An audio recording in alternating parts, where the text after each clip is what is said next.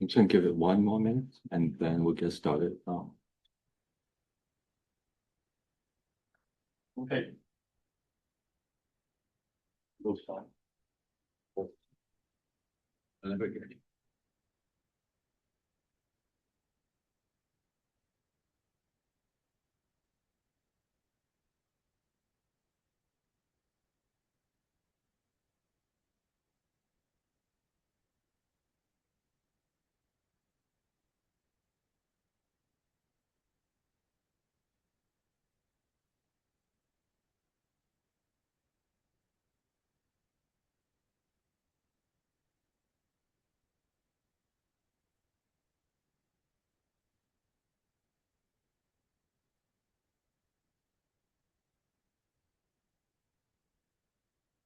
Okay, I guess we can start the tutorial for this morning.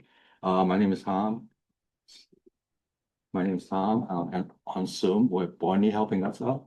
And if you guys have any questions, feel free to ask. You can interrupt me anytime you want. So this is the job submission and scheduling tutorial at MSI. And okay, so for recommended background here, I would think that you have some basic Unix commands knowledge, have done some shell scripting using Bash, and this tutorial is for like beginners. And the format is I'll go through the slides and then I'll give you some hands-on demo how to submit jobs and how to check the status of the jobs and give you some troubleshooting tips. Okay, let's see. So a more detailed agenda for this morning is as follow. So I'm showing you how to connect to MSI and tell you about which PC hardware that we have at MSI, which is the Agate supercomputer. And then I'll go into job scheduling, show you how to submit jobs, how to monitor the jobs that you submitted, and then troubleshooting jobs when you run into trouble. And then throughout this morning, I'll show you some hands-on demo how to do certain things. So I'll have the slide on the screen, and I would also like to, sometimes I would bring in a terminal to show you the hands-on portion of the material. So if you're not familiar with the terminal or command line interface, actually it is a quite simple. It is the most direct and basic way to interact with the HPC supercomputer at MSI. Okay, so you can see here, I have this is my username. This is the login computer node ID, and this is directory that I've set up for this tutorial here. So I'll go through this later, but I'll bring in a terminal window whenever there is a need for that. Okay, again, and if you have any questions, please let me know. Okay, so how do we get to MSI supercomputer? So there are two ways to do it. The first one is using the Open On Demand portal, which is a website, and the website ID or URL is ondemand.msi.um.edu. Okay, and this is a very flexible way for you to get on MSI system in real time. And there are some really nice software menu that you can click on, and then you can do file transfer, you can file a remote shell, and you can do some data visualization using a remote desktop.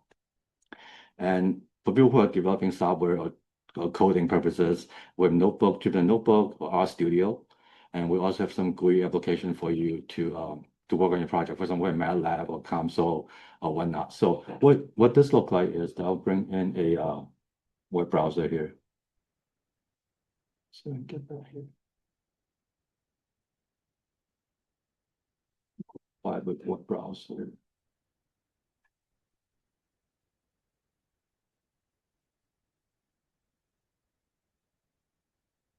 Okay, so I'm bringing my Chrome web browser. I'm on a Mac computer.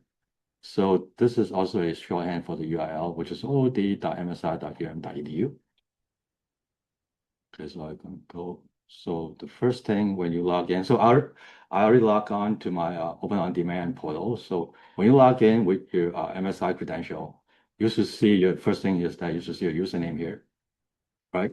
And then for the Open On Demand, we have lots of options for you with the files, jobs, clusters, interactive apps. So all these apps are all available in real time for you.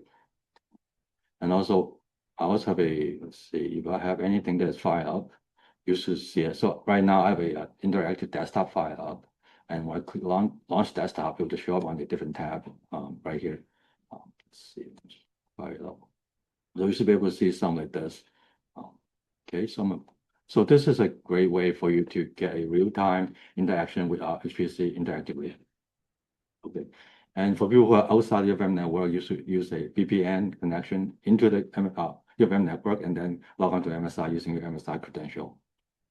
Okay, the second way, which is more basic, no graphic, no GUI whatsoever, but it's a interactive, it's a very direct and simple, basic way to interact with HPC, which is using a command line interface using a terminal client. So like I showed you before, right? So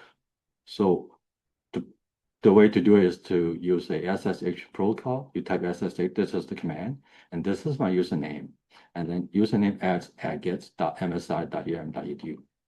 And right after that, you see a greeting message, and then you have to use the dual prompt and use the password in the dual prompt, and they will ask you for authentication. And right after that, if everything is successful, you should be on our system. So two ways to interact with our HPC system: web browser and a client terminal on your either on your Mac or on your Windows machine. Okay. Let's see if I can show you what that looks like.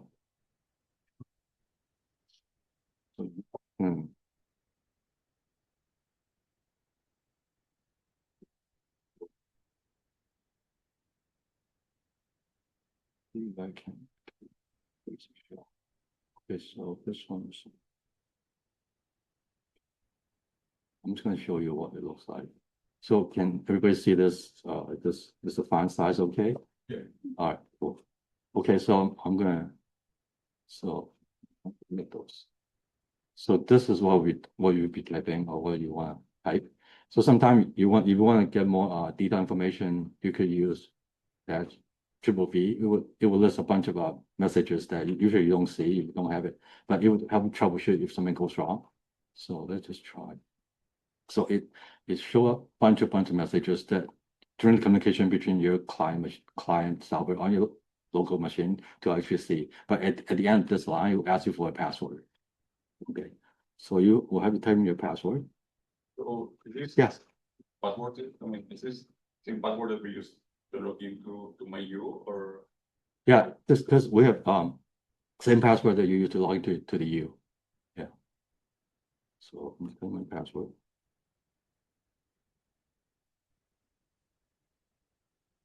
And after that, you push it to my phone number.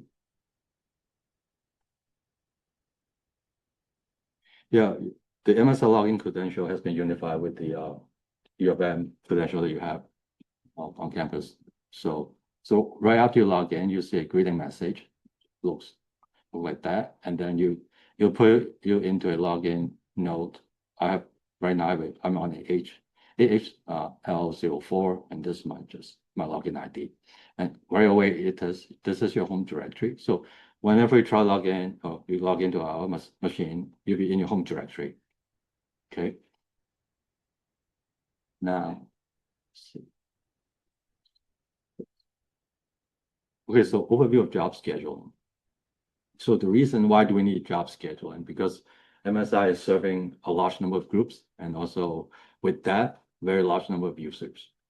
Right, so we want to make sure that we get everybody a fair share of the HPC hardware, and we also want to automate allocation of limited resources, which is the hardware resources.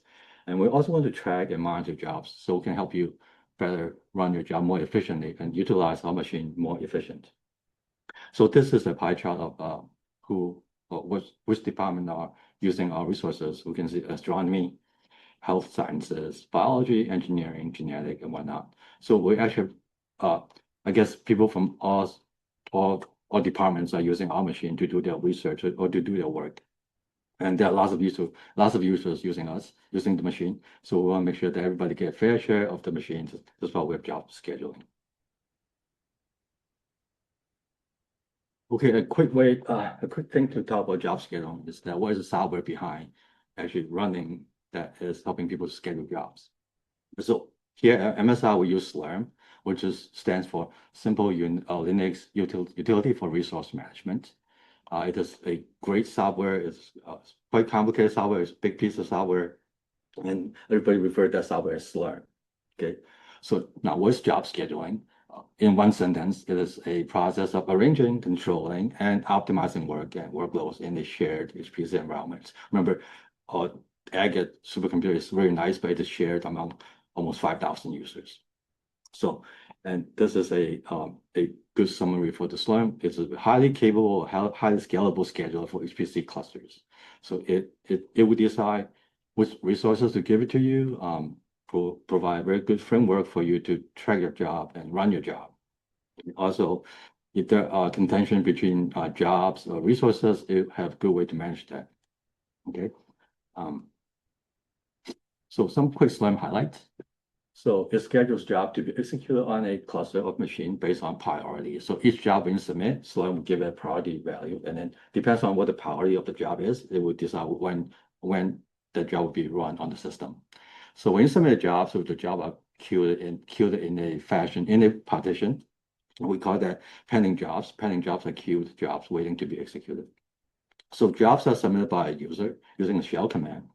So you can use a shell just like this. I'll show you how a shell command is using a shell terminal to submit your job. Okay. So Slurm takes care of the input and output. You tell Slurm where to grab the input and where to put the output, and it will take care of the rest.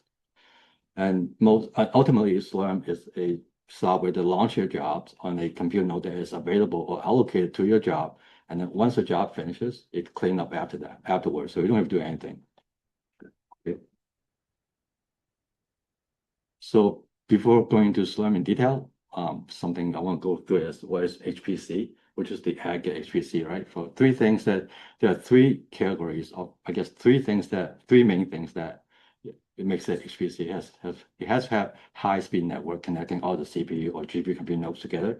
So when I get over 80,000 AMD processor cores, 400 NVIDIA GPUs, some are very high-end GPUs. And it also have to have high memory capacity, right? So basically, from a regular compute node, you will get at least 240 gigabyte all the way up to 2 TB of CPU memory.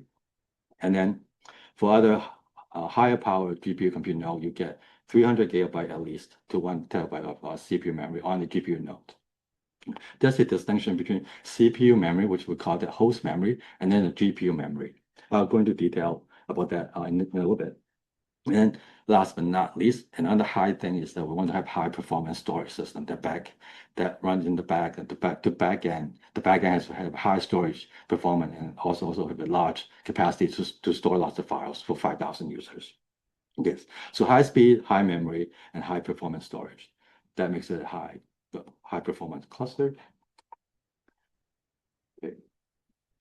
So now I'm going to talk about a little bit of GPUs.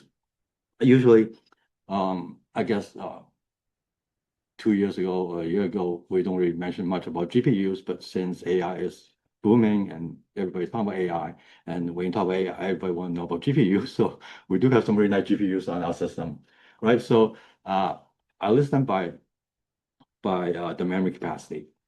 So we do have V100 GPUs. These are really nice GPUs. The memory capacity for each of this V100, there's a typo, sorry about that. And the V100 is 32 gigabytes. So this is a completely contained the GPU chip, 32 gigabyte GPU memory. And then with the A100, which is a really, really nice GPU, it has about 40-ish. And then we come down to the second tier GPU. I call this second tier because they are not as powerful, but they are very, very useful for you to do interactive work or, for example, do AI inference or whatnot. We call this are the A40 and L40S. They each have around 48 gigabytes of GPU memory. Then last but not least, we have the H100 GPUs. These are the powerhouse GPU that are the most powerful GPUs that we have. And they have close to 100 gigabytes of GPU memory. To just say 94 gigabytes. Now, for each of this GPU, you can get them, you can ask them to give it to you. Telling them to send your job to dedicated GPU partitions, right? So with MSI GPU partition, with preamp GPU, interactive GPU partition. So with these two partitions, preamp GPU and interactive GPU, you will get A40 and L40S GPUs. For interactive GPU partition, you get L40S also. And then so some of these high power GPUs are inside the MSI GPU partition. For this preamp and interactive GPU, you get the second tier grade or second tier GPU. Okay. So yeah, and then we also use CUDA version 13.0 with the driver version. The driving GPU is 580. So I guess any CUDA program compiled using this CUDA version should work on our GPUs. Okay. So if you have any question on GPUs, let me know. So for model training, you have a huge model one training from scratch, you might want to use the H100. And then for interactive work, for inference, you want to use A40 or L40S. V100 is also good for training. A100 also good for model training. So any of those GPUs should work for you. Okay, so what are Slurm partitions, right? So there are 4 highlights here. A Slurm partition actually is a logical set of compute nodes that we group them together depending on their hardware specs or configuration or function. Right, a Slurm job partition can see as a waiting list, which is a list for a particular set of hardware that you requested from Slurm, and then it's just a list of waiting list. Different partitions have different resources and limitations. For example, different memory they can request, a different runtime or war time you can request.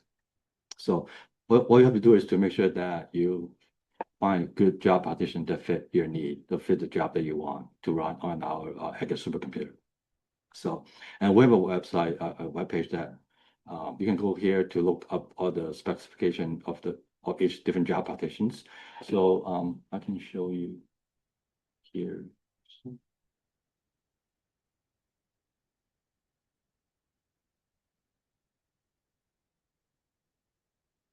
Okay, so this is the website that we have set up for talks about job partitions.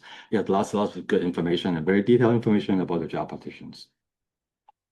So we have a lot. We have a few very, for example, I call this general purpose partition, compute partition.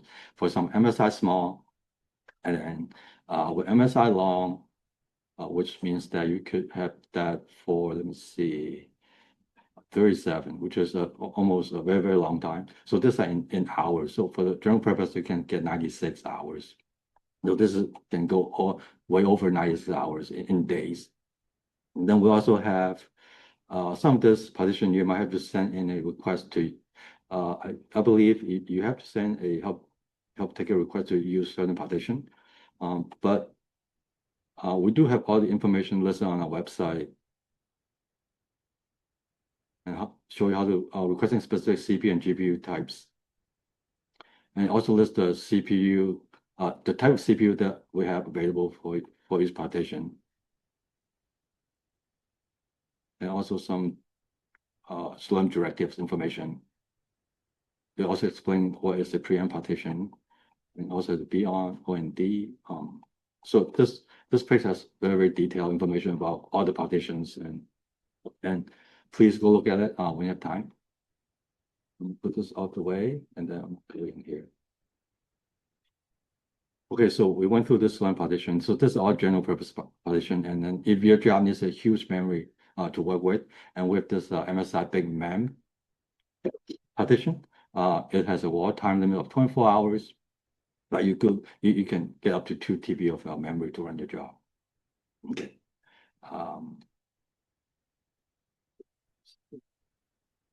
So what is a Slurm job? I guess a very, very simple term is a text file. So a Slurm job is a small text file that you, like me, everybody that want to use Hacker HPC you have to write that Slurm job or job script. So it is very simple, and it tells Slurm where to get the input or where to put the output. And then here I have a very simple Slurm job scripts, right? So this is a Slurm directive. It tells Slurm that the name of this job is demo1. So the user then, after you finish writing your job script, you submit this job on the command line, and then Slurm will decide when and where it will be run on one of those compute nodes. So when the job has finished, the user, which is me, you, or everybody else, can get the result back. So there is no interaction between the user and the program while the job is running. That means that the job is run remotely somewhere, right? You have no real-time interaction with the job. So this usually we call this a batch job. And there's another kind of job we call it the interactive job, which is let you interact with your job in real time. And I'll show you show you that later. So I want to show you how to actually submit a job. So I'm going to bring up my terminal here. All right, so this is my terminal. Can everybody see this? Yeah. So I'm going back to the jobs of tutorial that I created. So in here, I have nothing. I have a temp folder, which is for me to put my files in there. So I like to use them to write my JavaScript. So I'm just going to do a demo one. Sometimes I put a .s bash to remind myself this is a JavaScript for a bash job, but you can put essentially whatever you want. Text is plain text file. But I will try to avoid putting down .sh because it just means it's a shell script in my run, so can get confused or get confusing. So I just put down maybe as bad. You know what? I just put down there's a batch other than .batch. So I'm using Vim editor to help me write my first JavaScript. So this is the first line that we must have to inside JavaScript. And then most of the time, when I first start writing a JavaScript, I sometimes I think about MSI small, which was I think about what partition I want the job to go to. But let's just say we have nothing in there, right? This is a plain text, plain script file, JavaScript file, bash script file. Let's just say I have nothing in there, nothing. I'm going to type in just a simple command. All right, so if I run the bash script, I'm going to save it first, save it. So WQ in Vim is to save and quit. Okay, so I have this script. So you submit a JavaScript using the sbatch command. I want to see if this last 1 second. Okay, I don't think so. If I'm going too fast, please let me know. Yeah. So I'm gonna go in here. We'll bring this terminal back. It wants to submit this. So I have this script. This is the first line, and then a blank line, and then hello world echo. So I can use this sbatch command to submit this job. Okay, so once I submit this job, this will happen. Okay, so it tells me that the job is being submitted using my account. I belong to a support group. You might have a different name. And then it also gives the job ID associated with the job that I just submitted. So I'm not telling them what compute resources I need, right? I mean, it's just a simple script, nothing else. And then sometimes I just check the status of the job that I just submitted. So I have a few jobs running on the system right now, but you can see that the job that I just submitted, the partition, I didn't tell Slurm which partition I used. It selected AG small partition for this job. And it is pending right now, it's just waiting for resources to become available. And then once the resources is available and the priority of this job is high enough, it will run the job. So it is still waiting. So as simple as that, this is the most basic JavaScript. Okay, this is the most basic one. But I want to show you what if I say I'm asking for one compute node, right? And then from this compute node, I want to ask for one task. And I want to ask for maybe, I don't know, 4 gigabytes of CPU memory to run this job. But if I don't have this line, the first line, which is very, very important, if I don't have it, right? Because sometimes you might forget, I might forget to add that line. And when you try to submit that job without that line, I want to clear my screen. Okay. Show you one more time for this job. So this script, I tell Slurm I want one compute node, one CPU core, or one task. And then I want to ask for 4 gigabytes of CPU memory. And I want to submit this job. Right? So this job without the first very important line, what will happen if I submit this? So right away it tells you that this is not a script that I understand. So you get this error, Slurm bash error. This does not look like a bash script. So the first line must start with this. And then so the first time I start with this in order to for Slurm to understand this as a JavaScript. So I'm gonna go back there, put that back in.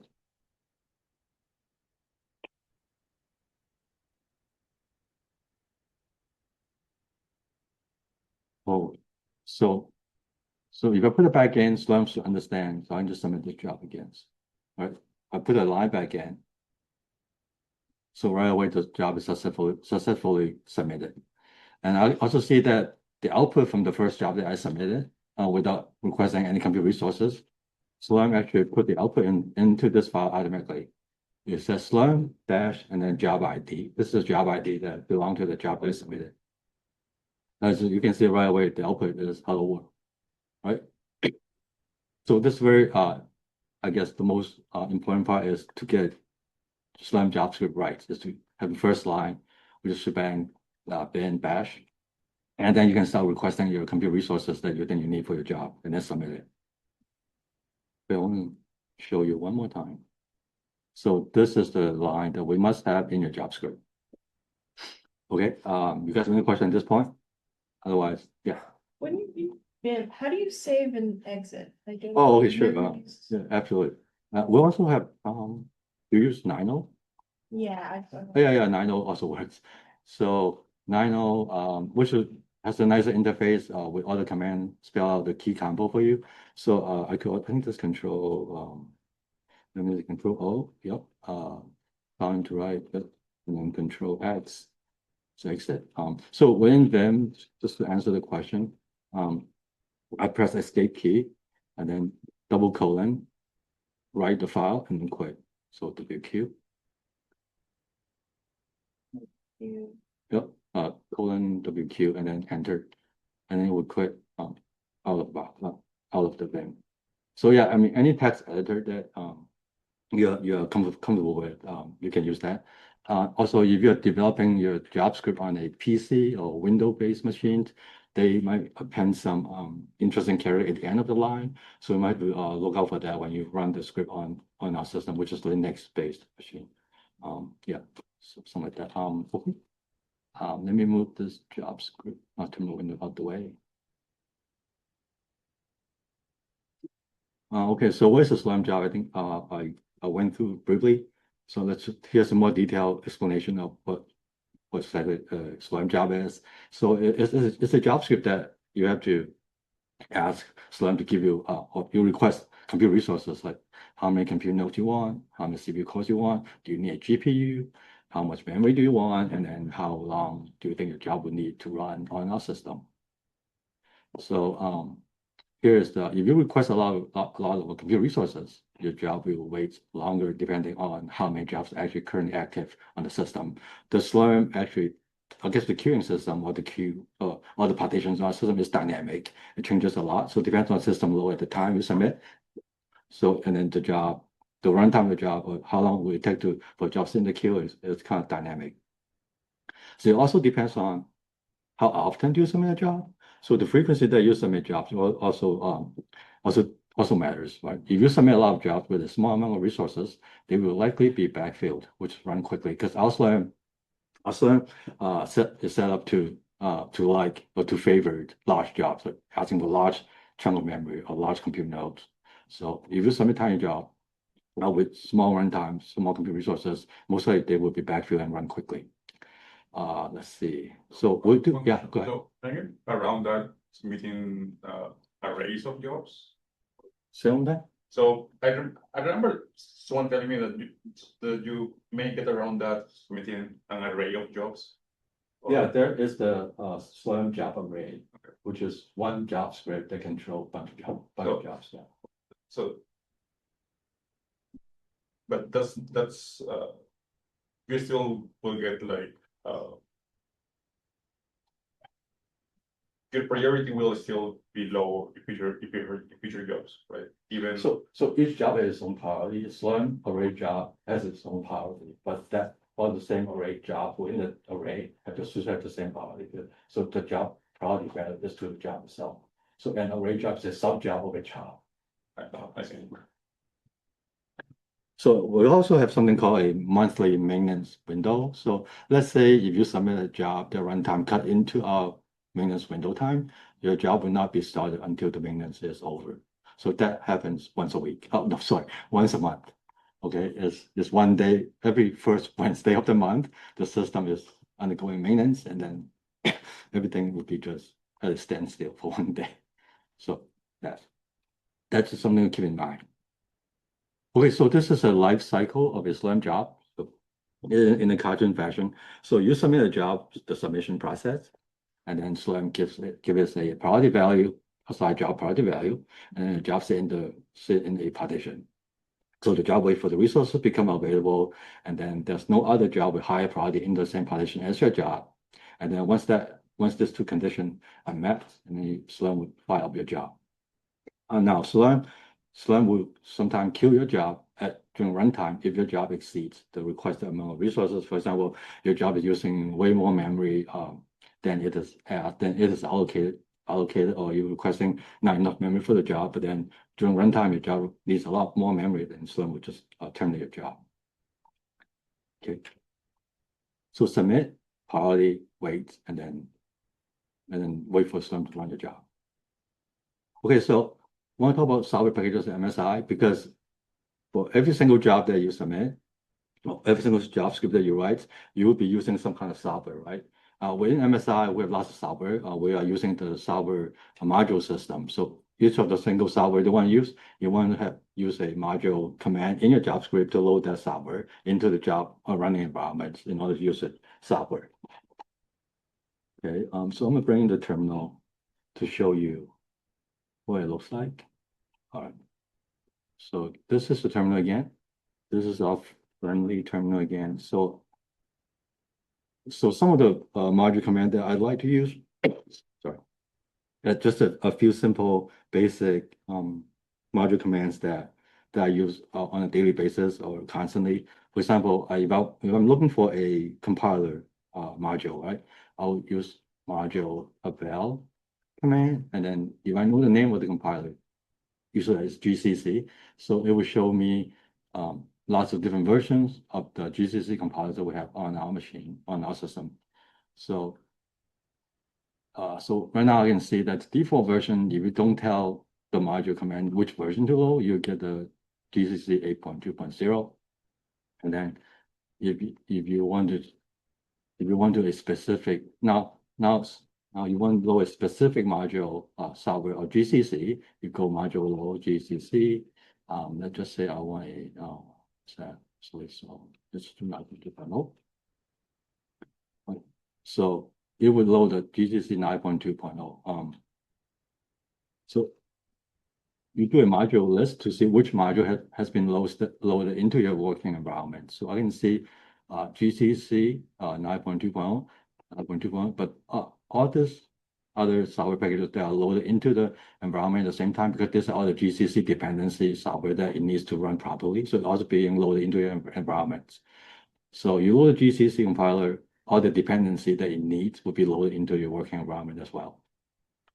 To get rid of a module, you can either use module unload, or you can, for me, if I want to start up from scratch with a clean environment, I do a module purge, which is get rid of all the module. Let's just say I load module load Intel, right? I try to mix up all the compilers that I have to the list.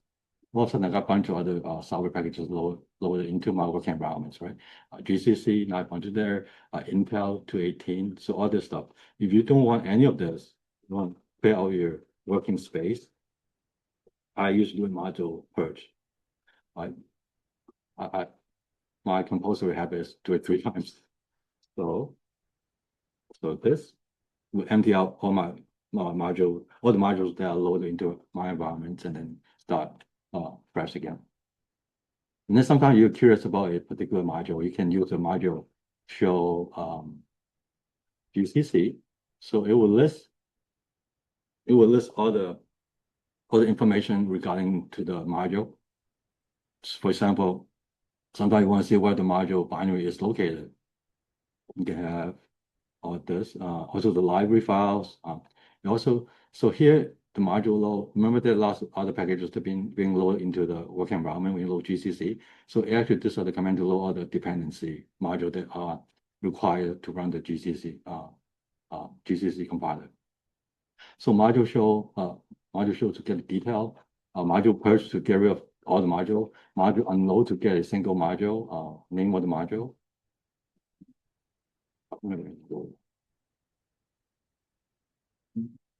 So I just make sure that this word module load or module unload. Okay. So back up in the yeah. So now when we need to use the GCC, let's see, demo one. Say you want to use the GCC module, right? So I'm going to go in here. So using Vim, you have to be in insert mode to actually start writing. So escape I, we're just having I there. So you do a module load GCC, you put it here before you start running your program that requires GCC module. And then you can load multiple module, GCC, Intel, whatever software that you need, you can put it into this job script in order for the job to know that the software is available for the job to run. Okay, so see, let's see if I should. Let me just submit this job and see. Okay, I want to know. Okay, so module. Let me clean this out. Okay. So this GCC is coming here. I'm gonna make a note of this.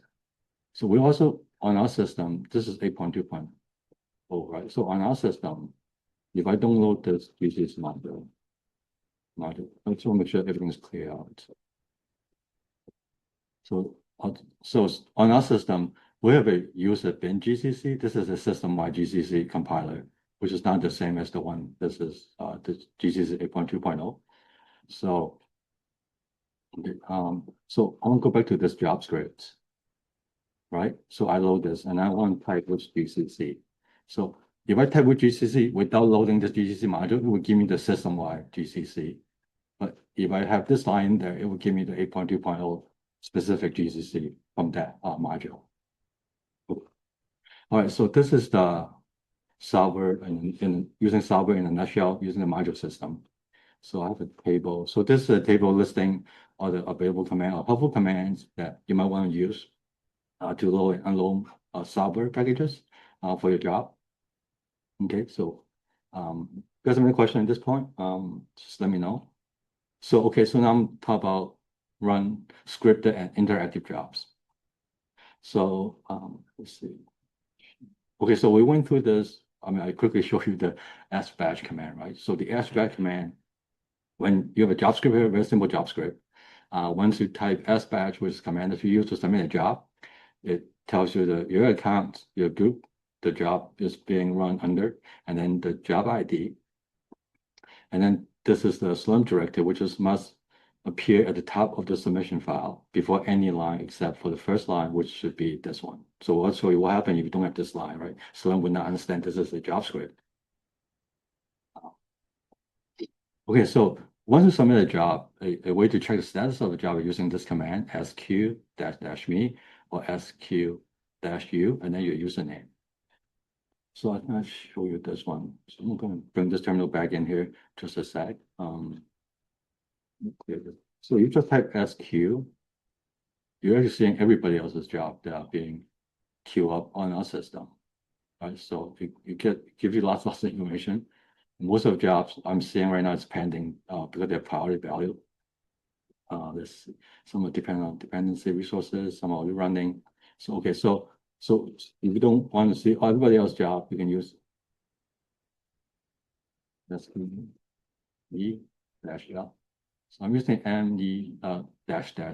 me-l give me a longer format of the output. So currently I have two jobs running. All right. So this time I have two jobs running. I'm using one job is the file. I filed that job up using Open On Demand. This is inside the partition called interactive. And then I also have a separate job that I've been playing around with is is in a testing partition, which is not available for our user yet. So I'm going to show you with this command, you can see the status of the job. So for the first job that is an active job using Open On Demand, it has been running for 15 minutes. For my second job that I'm using a testing partition, it has been running for an hour and 15 minutes almost. And each of it, you can see the time limit. I asked for this first job for 4 hours to run on this compute node. And then I asked for the other job, which is 12 hours. This is running on the AGA 49 compute node. Okay, so you can also actually use user ID. I think user ID also work. Yep, user ID. So this is a shorthand for myself and user ID. I believe, yeah. So either one will work. So this will give you the, yep. Can you filter by group? So, like, can you see what else in your this? Let me see. I think so. When I'm not so sure, I can have a help. See if it can let you look into what group the group that you belong to. Let's see. Oh, you can use the -A, I believe. So let's do -A. I belong to support group.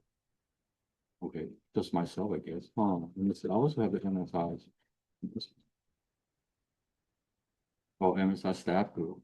So I can see people in the MSI staff group have a few jobs running. So yeah, I guess you can use look up who from your group is running jobs on the system, running jobs. Okay. So this is the output of the SQ-U, my username. Most of the time you see the PD, the status of the job, which is pending. Sometimes you will see our CG, which is the job is finishing up. Slurm is trying to finish up the job and clear out the job from the system. Most of the time, you should see your job is running. You will see an R under the ST column. Sometimes you will see a CA, that means your job has been canceled, either by us or by you. And then Slurm would like to give you a very simple reason for the job. For the reason corresponding to the status of the job. Sometimes you see maybe some other, usually you just see the compute node that is running your job. Okay, so here are some of the reasons. Sometimes you see priority. So Slurm will tell you, so priority, would be listed here, telling you that your job does not have a higher priority to run yet, just have to stay in the queue for a while. And then sometimes it says resources, maybe the job has reached its priority, and then but the resources not available, so you say resources. And then sometimes, but this is pretty not quite common. You see some of this request and not available. Maybe the Slurm think that compute node is running someone else's job, but then your job also should be running on that compute node, but it's not available right now. So Slurm will tell you that. So there's some other reason. This other reason is what I'm trying to give you, try to help you troubleshoot your job, understand the status of the job. Okay, so move on to how do we capture the outputs of jobs. So we saw that very first job that we submitted is Slurm just create a file that put the output there, right? But you can actually tell Slurm explicitly where to put the output. So in this job script, I'm telling Slurm using the -- output directive to tell Slurm to put the specific output into this file, demo1. %J is going to be substituted by the job ID when it runs. And also, if your job produce any error messages, Slurm will capture it in this file, right? Let's just go through this exercise. So I'm going to bring out my trusty terminal here. Okay, so demo1, we'll continue with this demo1. Let's say, so I want to make sure this slide, you can see it while I'm typing this. So I'm following this traditional output. -O also work. So sometimes I want to make sure that I'm actually doing it properly. So %J.O, right? And then let's just submit this job. So the output should go to this file. We're in the directory where you submit your job. Okay. I'm gonna save it. Okay, save this job. If I'm typing too fast, please let me know. So Yeah. %J means the job ID. Yep, the job ID. Job ID. So I'm going to submit the job, right? Okay. I'm going to clear out I'm going to clear all my space here. So I'm waiting for the job to run. Okay, so it is pending, which is good. I'm not getting any error messages. We're in the Slurm job file or job script. Usually it should be rather quickly run. So Slurm's looking for the computer node to run this job. If you guys have any questions while we wait for this job to run? It's a very simple job. I just want to tell Slurm where to put the output when the job produces the output. So okay, so right away, so this LL is an alias that I created inside my working directory. You can do an ls-l. It's the same. So I'm quickly. So this is the job ID, right? So Slurm submitted the job 112555773. This is a Slurm producing the output into this in this file. Slurm created this file and send the output to this file with the corresponding job ID 55773, which is correct. So right away, the output is saved into this demo1 output file, right? So let me go on to, let's say I want to save the output there. If you generate some error,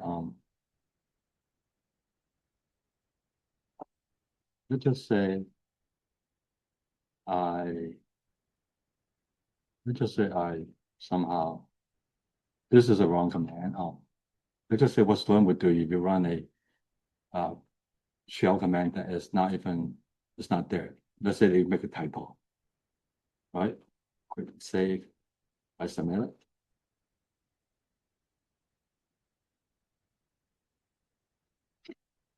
Okay, so I submit the job. I just see if Slurm put the error into that demo1 file. I mean, I guess this is a good way to help you troubleshoot your job when something goes wrong. You separate the output from the error. So, I mean, let's see if it's running. Let's see if we have it.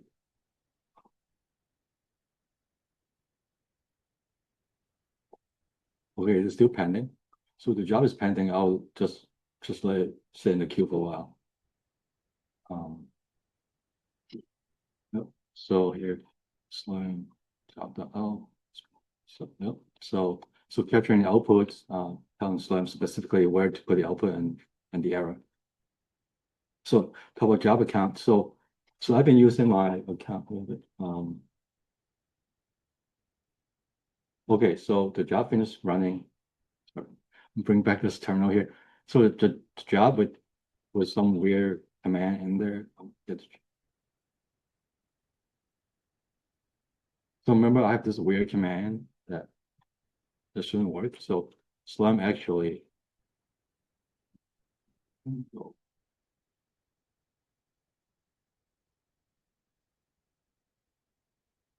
Slurm was telling me that in line 10 of my job script, use the actual echo command not found. Right, so the error goes into this file. Okay, so this is a quick way to capture the error messages, if any, from your job. Okay, next. So if you belong to mobile groups or mobile research groups, and then you want to run a specific job for a specific group, Slurm has a way to do that. You have to tell Slurm using this directive dash account support. For example, I belong to okay, so my screen just went blank here.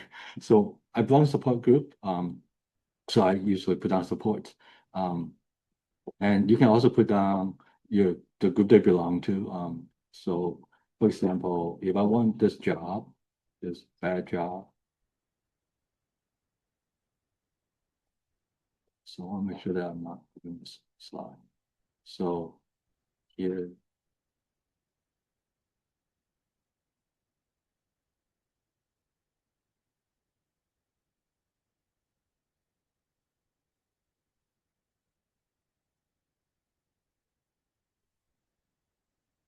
So you can also keep the name to your job. So I like to put the administrative directive on top of the script, so I know right away what this job is doing, who I'm running the job for. So dash is the only key. And then I also belong to MSI staff, so I can tell them that I run this job under my account MSI's, under my group, under the group MSI staff. So I guess this way, right away, I know the name of the job and then the account or the group that the job is running under. This is just administrative information that I like to keep on top of the job. You can put it anywhere you want. You can put it at the bottom here, but I find that if you put on top, it's a lot easier. Okay, so at the bottom of the slide, I'm using the ID command to figure out which job or which group that you are belonging to. So if you guys have used ID command before, I have not used it before, I'll just show you. I'll clear on my screen here. So ID, once you type ID, so I can see that I belong to support group, MSI, I belong to lots of different groups. So any of those groups should be able to run a job or use this group ID to run that job. Okay, So yeah. is there is the fair share per group or per user? Fair share per user, but also collectively is within the group.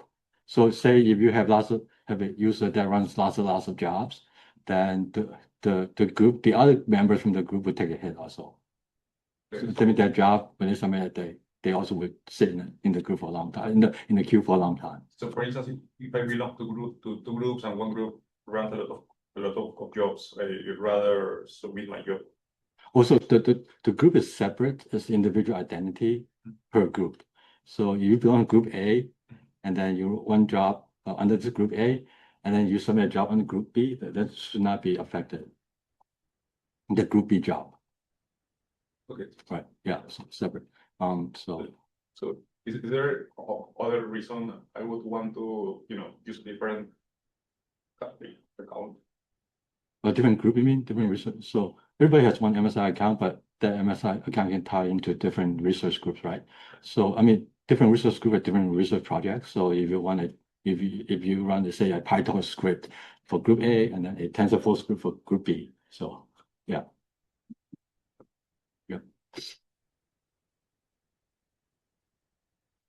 So now I'm going to talk about interactive jobs. So what is interactive jobs, right? Interactive job is a job that you can actually interact with our HPC resources in real time. And the way to do this is from a terminal point of view, from using a terminal, you can use srun. So srun is just a Slurm command that lets you request compute resources in real time using a terminal. Okay, so this is the general syntax for using this srun command. So srun-t, which is telling you how many minutes do you want the compute resources for. This is asking one compute node, one task, one CPU core. So -n and -c, right? This is a one task. But this one task is going to be using one CPU core. And -p telling Slurm, I want this compute resources from the interactive partition. And then this is a pseudo terminal telling Slurm, fire up a terminal for me, a shell terminal. So let's try to use this. Let's see if I can do this. So I don't want to come up the slides. I was going to do this. So one compute node, one task, partition interactive, right? Interactive. Only was using GPU. So just try interactive. Interactive. The time. Let's just say 30 minutes, and then you can tell them which account you want this job to run into. But I'm just going to use my default account with support and then sudo terminal. So this would ask Slurm to give you compute resources interactively, and so we can do some real-time work within the terminal. So Very cool. What does PTY stand for? PTY sudo terminal, it just file a bash shell for you. Let me see if this is even running. Somehow this is not running.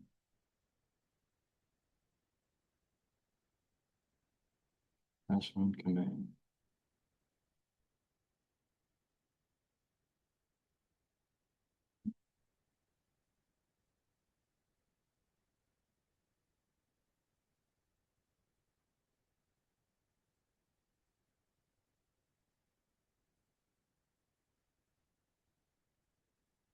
So I'm adding the memory limit. So I'm trying to request this as interactive resources used from the. Oh, you know what?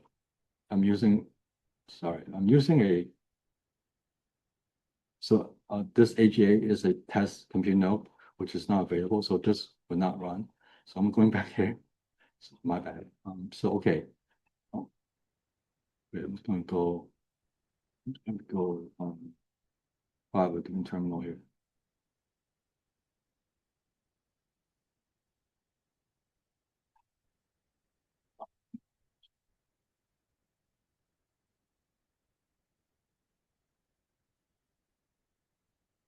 Second. Okay, can everybody see my brand new terminal here? So let's say you log into MSI.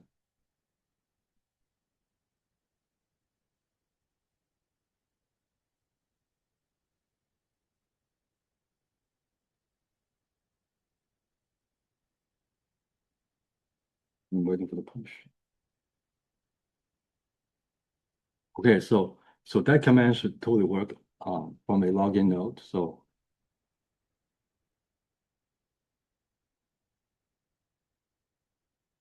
ready next. Right.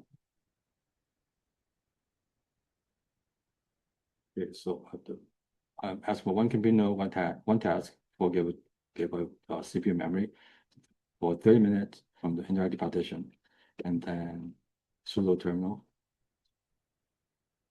Okay. So just I guess this job would be sitting in the queue and wait for when its resources are available. I'm gonna have to move this out of the way. So as always, you should see the group that the job is run under, and then the job ID for this interactive job. Let me see.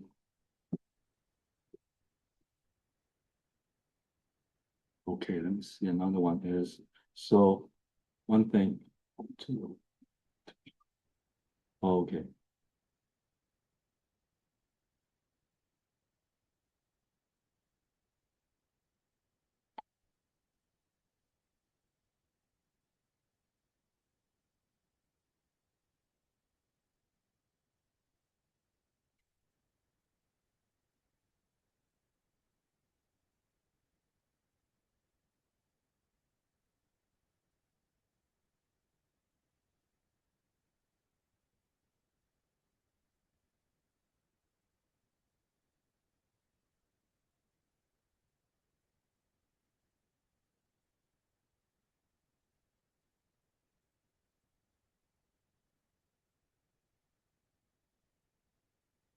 Yeah, I'm just going to wait for this.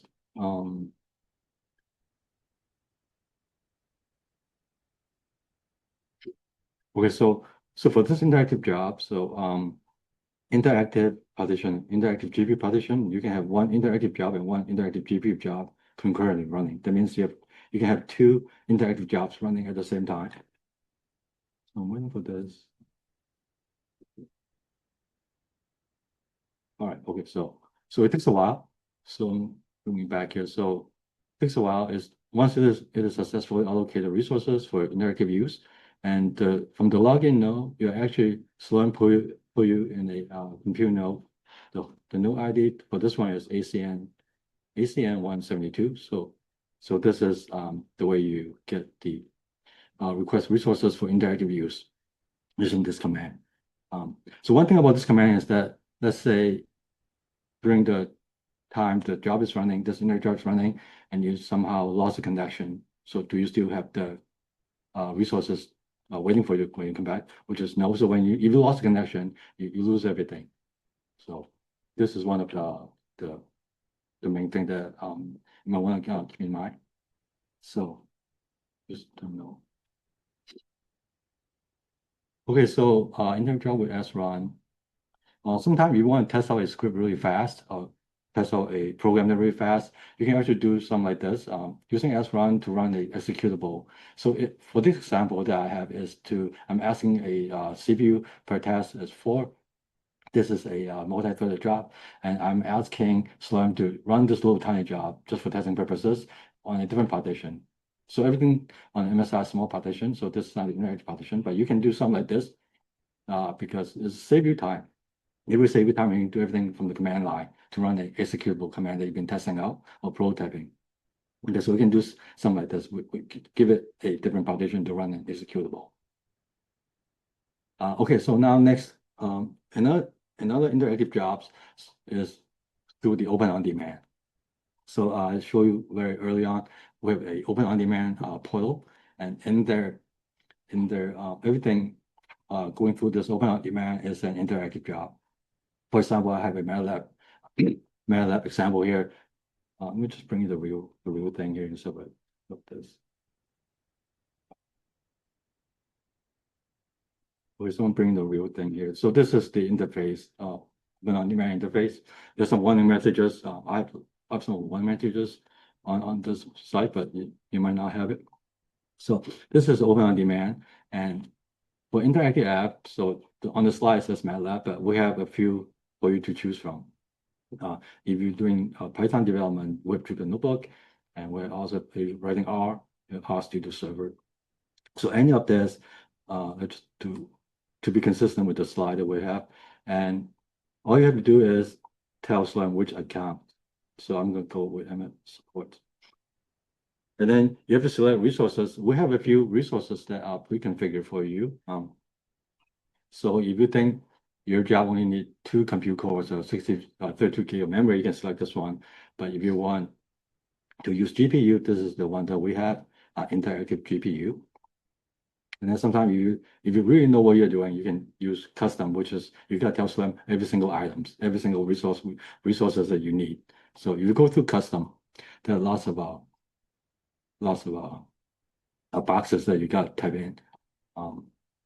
So if you go to this, it's simple. And then next thing you want to tell Slurm is how long do you want this interactive job to run?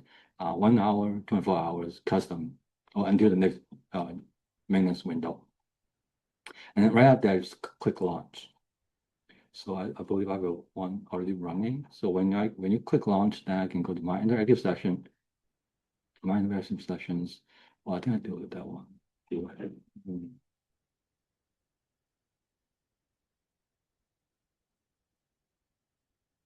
So I don't have that one. So I'm gonna go try my launch an interactive job. I'm gonna go with the desktop. So this will give you a Linux desktop. Interactive 2 cores, time limit, try 1 hour for this tutorial. And then you can also tell Slurm that to send a message if your interactive job is ready. And then click launch. So once you click launch, so first thing you see is that this is the interactive app that I want, which is desktop. It says it's queued, time requested 1 hour, session ID, submit. If you run into trouble, then submit a support ticket, and this giving the details of the job. Now this session ID is actually very important. So sometimes if something goes wrong in your home directory, I want to point this out because it's very helpful for troubleshooting. So here I'm going back to my home directory, right? Okay, that's good. I'm going back to my home directory. Right, this is my home directory. You might have a different number here, but I'm a user as well. So we want to go to open on demand, right? Open on demand. Let me do one step at a time. Open on demand, some data, and then you go see what the system, and then you go see the dashboard. Dashboard next. Says again, it's a huge layoff. But here, so I'm using the desktop. So I'm going to BCMSI desktop here. If something goes wrong, you will want to check this directory, and I go into the output. So this are all the session IDs that Slurm have been given to me for all my interactive desktop jobs. So I want to match it. So this one is what 33548. 33548. Do we have it here?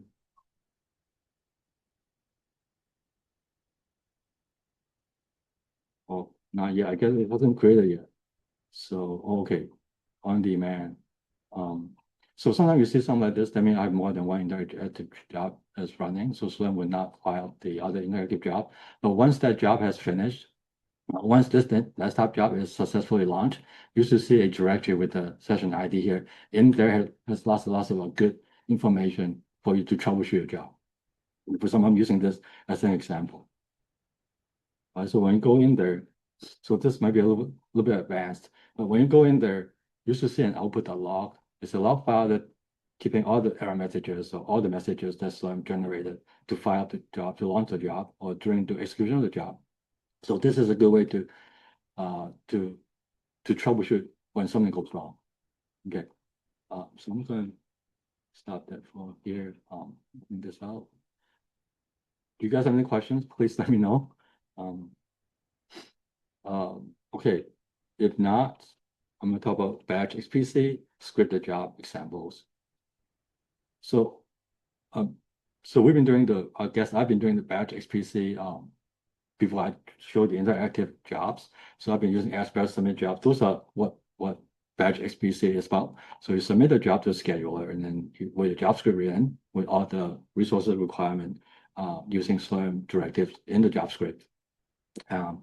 So it is a way to use the compute resources remotely. But the downside is you're not interacting with the job in real time, but your job will run remotely somewhere. This is what batch XPC is about. So job will run when resources are available. So this is another JavaScript that tells Slurm, essentially tells Slurm that I want one compute node. This is a very simple JavaScript. We call it serial job. We want a one compute node, one task. 4 GB memory, everything still stays the same. So that's the most simple job that I guess most simple yet basic tells them I know how many compute node I want, how many CPU core I want, and how much memory I want. Okay. And then I'll show you this one is just a little different. It's a multi-threaded job. I'm asking for 4 CPU per task, which is running 4 CPU cores for that one task. Okay. I have this one was the interactive, but this one is inside Slurm script. You can just tell Slurm I'm running a multi-threaded job, asking for 4 CPU cores to run this job. This is another very simple multi-threaded job script. So now this is one of the nice thing about Slurm is that it lets you run a bunch of jobs. So I guess I should say it lets you control a bunch of jobs using just one job script. So we could Slurm call it a job array. It's a job array feature. So here I have a very simple JavaScript, but I have a very specific Slurm directive telling Slurm that this JavaScript actually controlling 5 jobs that will be in the system. Okay, so here I have so this is you must have this line to tell Slurm I'm setting up a job array. Okay, so each of the job within the job array will have one compute node, will have one task, and will have 10 minutes to run. And this is the command that I want to run. And with the Slurm job array, this is Slurm array task ID, which is for each of the array job, you would have a specific task ID. And this Python script take an input file, say the input file is numerically numbered. So for example, if the task ID is 1, so this will be replaced by 1. And they also assume that your file -1 exists, is in the system. That this input file has to be in the system that matches the Slurm job ID is 1. And it will send the output to the same Slurm job ID, which is output -1. Okay, so once you submit that job, Slurm will run this job array, which is 5 jobs simultaneously. Here is a snapshot of the status of the array job. So I submit this array job. There are 5 of them. Each of them has a separate or sub ID. Remember, this is the sub ID. So the job ID is 6511654, and that _2 is a 125. Okay, they all run on a partition called small. And then the name is job array, and then my users, because all these jobs belong to me. And then some of the job are actually running, but some are actually completing. And it lists you the time. One thing to notice is that not all the jobs run on the same compute host, right? They all run on a different compute nodes. So Slurm will try to find 5 all these compute nodes available to run your job array. So this is one of the nice features. You just have to write one job script, but you can run 5 jobs. More advanced job scripts. So preempt the jobs. So for preempt jobs, why run preempt jobs, right? So same priority value as non-preempt jobs, but with a smaller fair share impact. So what happened to my job when it is preempted? So this is a big question. So cancel or requeue options, right? So Slurm, if you run a preempt job, right? If it is interrupted in the middle of the run, what happens to your job? Now, if your job is set up to, say, in this case, I'm using parallel. If your job is set up to handle interruption, then when Slurm resumes the running of the job, you should pick up where it left off. Okay. So here you must add this to Slurm directive, and this might be a typo, should have a pound sign there. So make sure you have to use a preempt partition or also a preempt GPU partition. And also make sure Slurm try to requeue your job when it's taken out of the system. Or when I said take out of the system, you actually put it in a waiting status, waiting for the resources to be available and run again. So 2 things to keep in mind is that your job need to know, or your application that you're trying to run needs to know how to resume where it left off. So that's a key thing. And then also so in parallel, I use this as an example because it has an automatic resume option when it's interrupted. So partition available for preempt, we have preempt and preempt GPU. So job submitted preempt queue can be killed at any time to make room for interactive jobs. So preempt jobs. So now I want to talk about GPU jobs. So in order to run GPU jobs, you have to tell Slurm you're sending a job to a preempt GPU partition or requesting GPU. You have to tell Slurm you need to use GPU to have to tell Slurm that in a job script. So I'm going to show you a job script that actually does.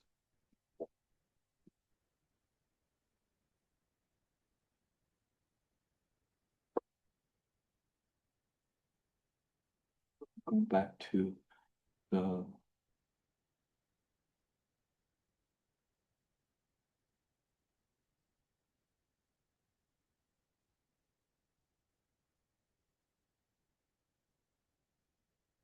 so I'm going to go.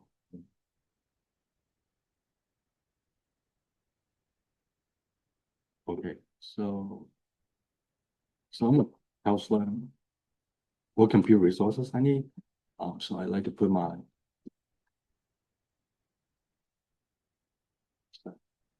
SI GPU, right? I must tell Slurm the GPU. You can do it this way. This one just tells Slurm, give me 1 GPU. I don't care what GPU you give me, right? But then, as we see previously, MSI GPU partition has a few nice GPU. So if I say A1 GPU, even though you want to use A1 GPU, then you want to tell Slurm that give me an A1 GPU. So these 2 lines are critical if you want to use GPU on our system. Otherwise, you will not be able to use GPU. So this is just like that. 2 lines to tell Slurm I want GPU, and then Slurm will find GPU for you. Let me see what else. I also believe that one of the powerful GPU if you want H100, you can do it this way. Well, V1 is also in this partition.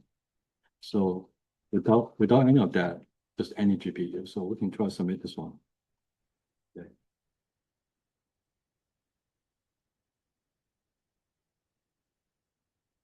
Submitted batch job.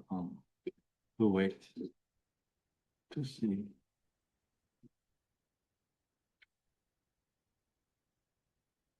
Okay, it is pending. So let me see. Do you guys have any question about like GPUs, GPU partition? This is a simple table listing all the GPUs that are available. And with MSI GPU, I put down mixed because there are V100, H100, and A100 GPUs within this partition. But for the PM GPU and Red GPU, you get either A40 or L40S. And they all have the same wartime limits. That means you can have one of those GPU for 24 hours. That's it. And max nodes per job, that means how many compute nodes you can use for this GPU, for GPU job. So for the indirect GPU, you can actually go up to 2. The rest are just 1 GPU compute node for you. Okay. So for the A100 long partitions, you need to send in a help ticket to ask them to grant your request for running a job on A100 long partition. Okay, so I show you this. So this is the same thing that I just showed you using the terminal. So here you can request up to 2 V100s, 4 H100s, and up to 8 A100 GPUs. So you just have to change the number here if you want. You can tell Slurm specifically V100 two V100s or 4 H100. You could do it here in this line. So okay, so some of the reminders about running GPU jobs. So only codes that are written to run on a GPU can take advantage of a GPU, right? So you want to submit that job to GPU partition, and if your application only use CPU, you shouldn't be submitting the job to a GPU partition. So when you request memory for jobs on HPC, that is totally the host memory or CPU memory. And if you request a GPU, the job will receive all the GPU memory. So we saw H100 had 90-ish gigabyte of memory. You get all those 90 gigabytes of memory from the GPU. So if your job is, if your script or your code is written for one single GPU, you just have to request one GPU only. Right? So one of the notes here is that try to get your job running with a single GPU before trying to use multi GPUs. It also depends on how you implement your program. If your program is implemented to run multiple GPUs, then you should definitely request multiple GPUs. Okay.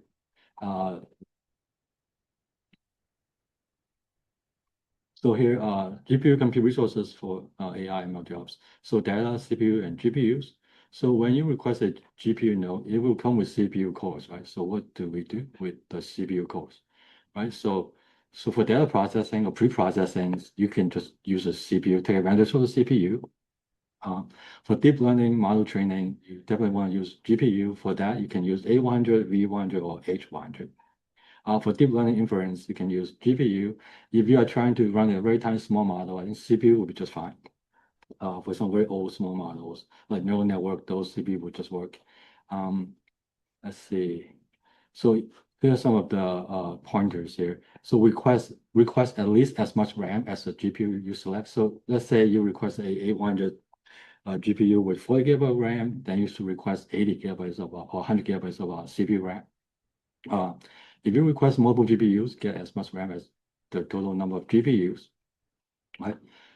Do you need to pre-process data? Also, this is just saying that if you're using PyTorch to data loading, you might want to use a multiple CPU to do the data loading. So take advantage of the CPUs because they always come with CPU when you request a GPU compute node. Okay, so this is one of the important things is that where do you stage your jobs? You can stage it in your home directory. So I've been staging my job inside a share folder, this is an alias. You can just type shared on the terminal, and then it will take you right away to where your project is being staged under the shared. And then you can use public. So I've been staging my job inside my group. This is my group support. So project, standard, support, shared. And this is my group. I'm on the share folder inside the support group, and this is myself. So I've been staging my job there for this tutorial. And then so you can also stage your jobs under scratch.global. Usually it's under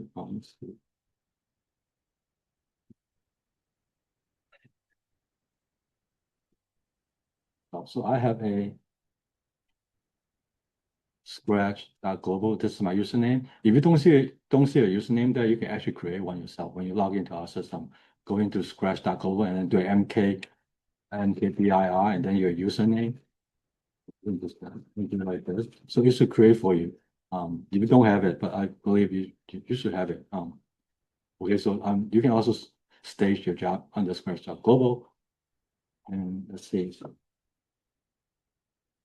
Okay, here's some other pointers on staging your job. So one of the nice thing about scratch.global is that you can put a lot of files there, but the downside is that scratch.global is not backed up, and your files that are there older than 30 days, so they would be deleted. So you got to be mindful about moving your important files that you have there back to your home directory or back to your shared directory or somewhere that you can actually have it before it get deleted. And there is also something called scratch.local, which is a local space, a temp storage space that on the compute node. So remember when you submit a job, Slurm give you that compute node. Inside that compute node has a hard drive. You could actually take advantage of that hard drive, which is called scratch.global. It actually is a temp directory. The location of the hard drive is a temp. So I'm gonna bring in this. So I'm on a GPU compute node right here. I'm on GPU compute node, so I can go into this temp. This temp directory actually quite big. I think it's around 800 gigabytes. So you can request that you can actually put your file in this temp as long as the job is running there and then has not been terminated yet, but everything in there is temporary. So before your job finishes, you should make sure that your job copy all the files from the temp/temp back to your home directory or back to somewhere else that you need to keep the files. Okay. So home directory is the usual way to stage your job. Global scratch. Global also a good way, or under share, also a good way to stage your job. A good place. So now I'm talking about monitoring scripted jobs. So once you submit a job, you want to know the status of the job. So we've been seeing this throughout the tutorial is that I'm using this command to monitor my job, to monitor my jobs, right? -u, I've been using -me. -l give you more information about the job. Okay, so this is a standard way. And also you can also have Slurm send you email when the job starts. So in this case, if you want Slurm to send you email about your jobs, then you can put in these 3 Slurm directives. You tell Slurm when the job begins, send me an email. When the job ends, send me an email. And you gotta tell Slurm the email address. So here you should put in your ID. You can put your user ID. And once the job starts, Slurm will send you an email. When it ends, it sends you an email. So usually you will get email like this, right? So this is a example email that you will get, and you get something like that. So the sender, which is MSI Slurm, and this is the address that it will be listed in the email. And then the subject line usually will come with Slurm job ID, the name of the job, and then it began, and then how long it has been sitting in the queue. So this would be all in the subject line of the email. And the body is empty. So nothing in the body.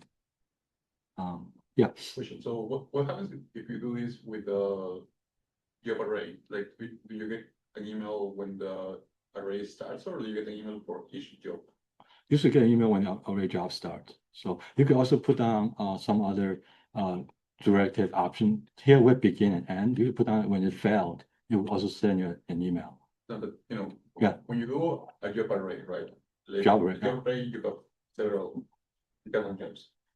Yeah, that email should just belong to that job array, Oh. the specific one job array job. And then, I mean, at the end of that. At the end of the array job, you will get an email. So, but is the end of the submission of the other jobs, or it waits for all the jobs in the array to finish? Oh, that should be all the jobs finished, then you should get an email. Let's see. So, okay, so this is a way to log into your batch job. So let's say you have a batch job that is running. You want to check on the status of the job in real time from a terminal. So you can use SSH. SSH, you need to find out the compute node that is running the job. You can SSH into that compute node to look for your job, to get status. Another way is using srun. And if you use srun, you need to use the job ID. So this is the command to use, and fire a sudo terminal. And you can actually log on to the job to see what happened when the job is running on the compute node. Okay. See, so we'll complete, sometimes we also have this little command called SEFF with job ID. It tells you some very generic summary of the job. So this is helpful when your job is finished. You want to see how the job actually utilizing our resources. You can use this command. So in this case, I have a job. Let's see, it says completed executable 0. That means it's complete successfully. It's using one node, 24 core, and how long? What is the CPU utilization job? Thing like that. So this is a good command to just get a overall view of the status of the job when it's completed, how it is using the system. And another command that I have here is that report SEFF. This is a more detailed, give more detailed information about the job. It can't give you a history of the jobs that you have submitted, run. So in this case, I'm saying I have lots of jobs that have been canceled either by me or timeout or completed. So they just give you more information about all the jobs that you submitted that have been run on our system. Let's see.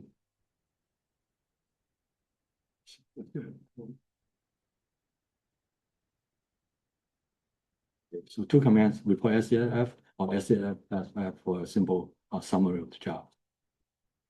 Okay, so canceling job. So one way to cancel job is to using this cancel command to cancel job. You have to give it a job ID. So you can cancel a job that you send in. This would cancel all your job. But say if you only want to cancel the job that are in pending stage or in pending stage, then you should tell Slurm that I only want to cancel the job that are pending. If you without this one, it will just cancel all the jobs you submit. Okay, so just be helpful with that command. Let's see.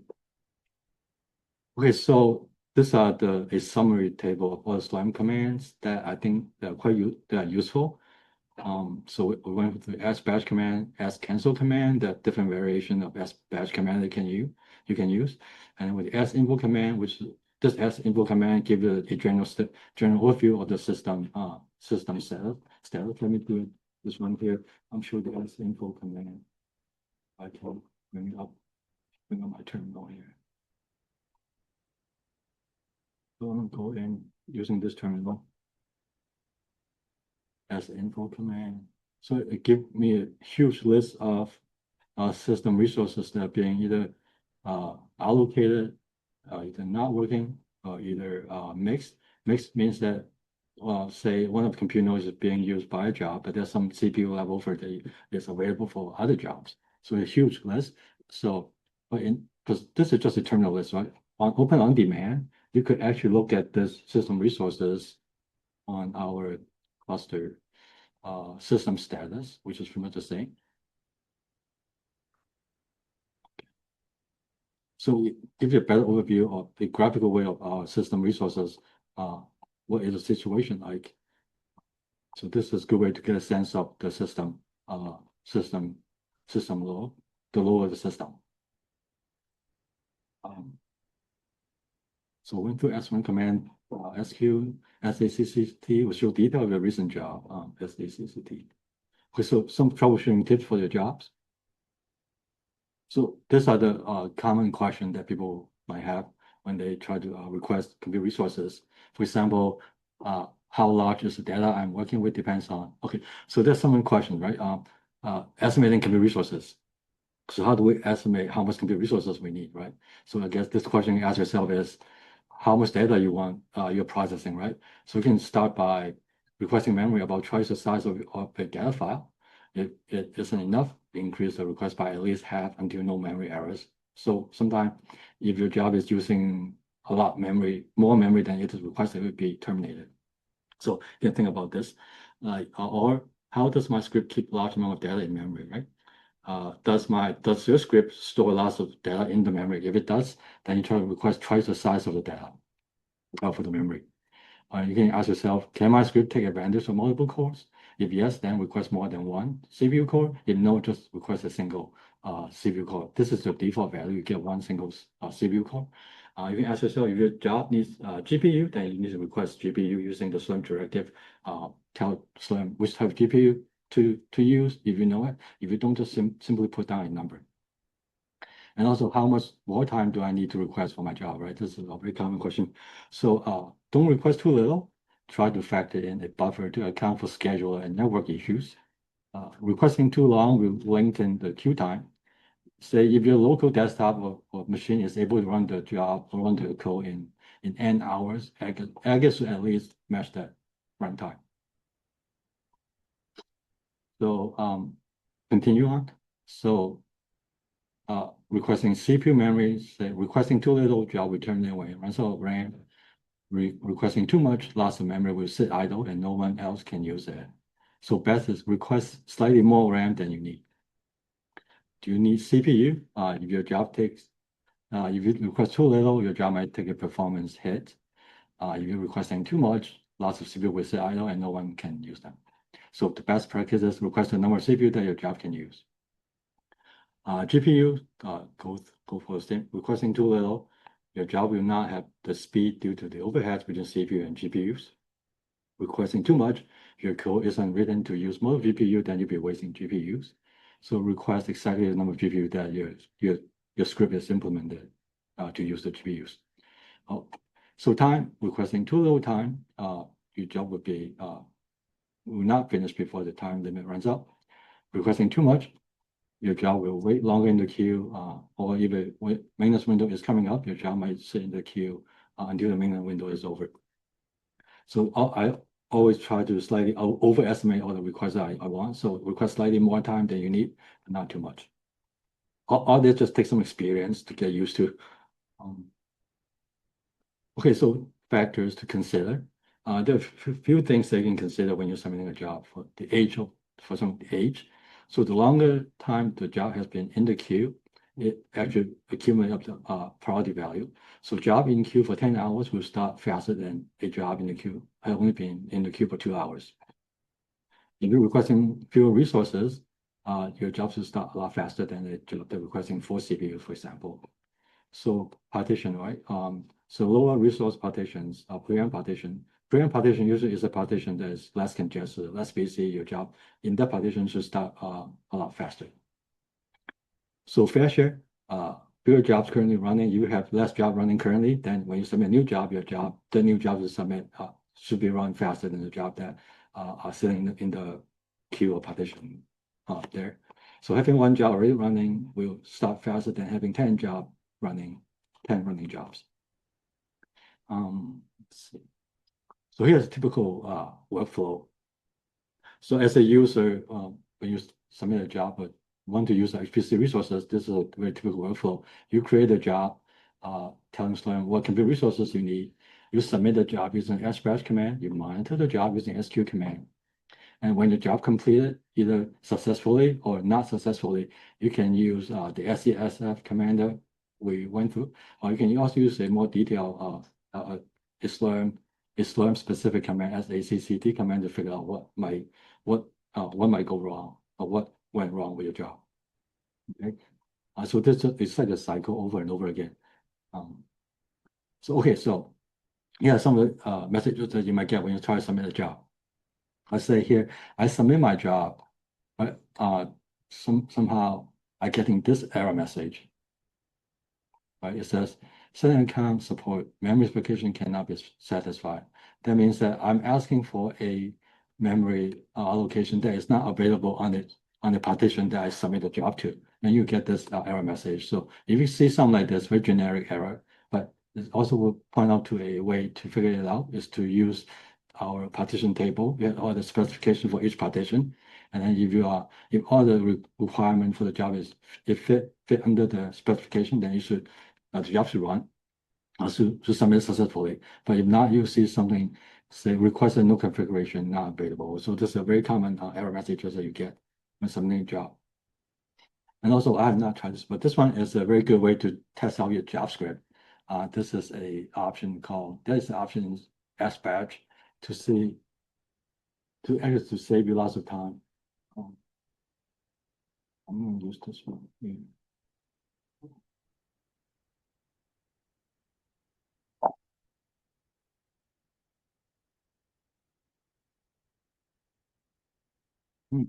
Show you this test only option, what would happen. Okay. And this window is generating some messages. I'll use a different window.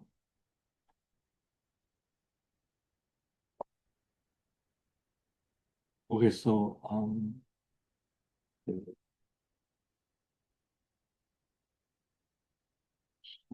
me see.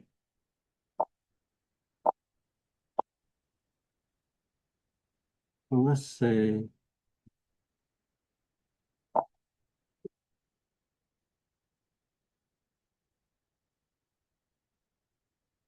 what pivot arrow I can put down there.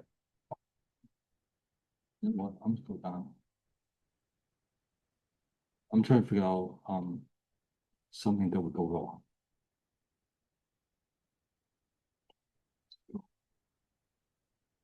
4,000 gig.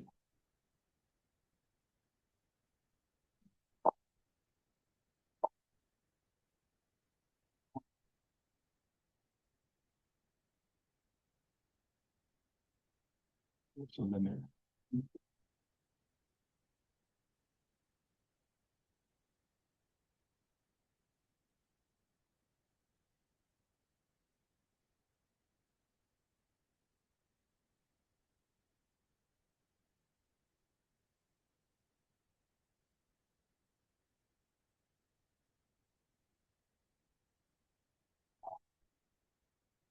I'm trying to request a lot more memory than is available on this MFI small partition.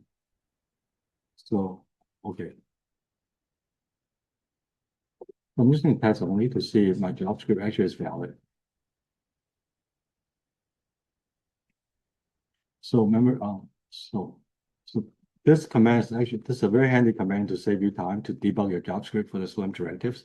So in here, I put down like 10,000 gig, which is not available in the MSI small partition. So this is the option that I use all the time when I submit a large job, I guess a complicated JavaScript with lots of interesting Slurm hardware resource requests. So I always use this one to make sure that the Slurm JavaScript is valid. Otherwise, you get this error. It's a good way to check your JavaScript using this option.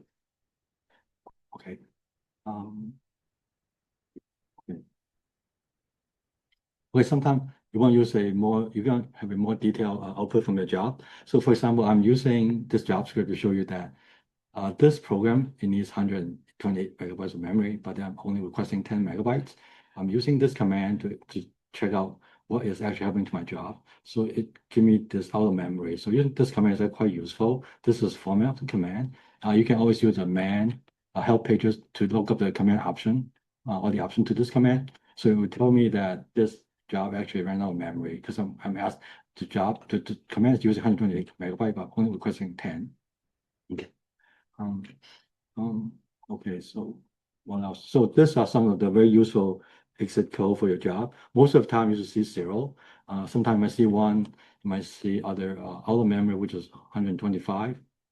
Or otherwise 127 command not found. For example, made a typo with the command. Most likely you will see this 127 exit code listed for the status. What else? Okay, so you got any more help? We have some help web pages set up, and then check your job. We have a job FAQ under knowledge base website. And as always, you can always send ticket to help. And then any question about submitting job, why your job's not rendering, why your job's crashing, you can just send a help ticket to us and we'll try to answer it. Here is a website that has Slurm cheat sheets, which is lots of commands that you can go over.